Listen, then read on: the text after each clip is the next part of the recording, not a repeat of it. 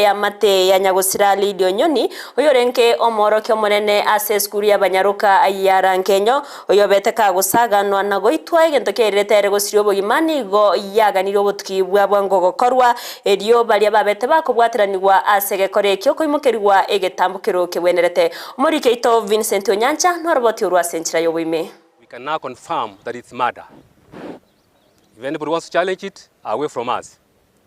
And for that reason, we want strong to demand on behalf of the Kisii and Nyamira that we want to call upon the intelligence agents to move extremely fast and give us preliminary arrests as early as 6 this evening. Yamate abasani nabairi amo nabari mukurase kaunti ya Nyamira niko baganire serikali gokora obutuki bwabwango na kwabeka byara bali bamoitete goika kwa omwarimu omonene bw'eskuru y'abaisike ya Nkenyo Lydia Onyoni. This issue having happened in the school compound where there are watchmen, where there are workers, where there are students, where there are teachers, we expect the police to give us a preliminary report by 6 this evening. If it were outside, we could be doubting on what really happened.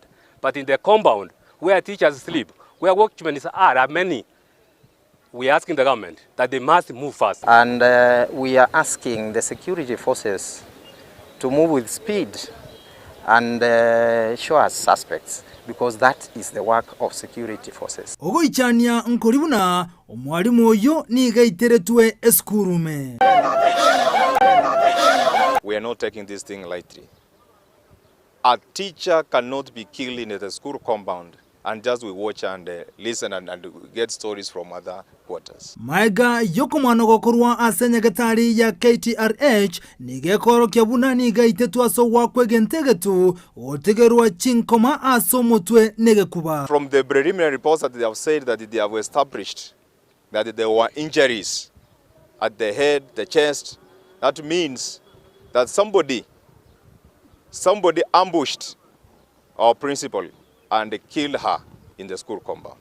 Korengana na Lydia nigaichaniro goitwa ku mwanoye nenchira itetune yokobo yabo igo ni gaganirio bwene wo mwanoye gotoka. Ni msanga kubwa kwangu sana. Sina la kusema. Lakini ile kitu nitaweza ulisa. Naomba serikali ifanye ile taweza. Kwa maana nilienda pale mtoto yangu alikuwa analala na ngasudia nikaona ile vitendo mifanyiwa, ile kitendo mifanywa, ingawa inaonekana ni kuwawa amewawa. Sina mingi, ile nitaweza sema serikali ifanye vile taweza establish mwawache ya mtoto wangu.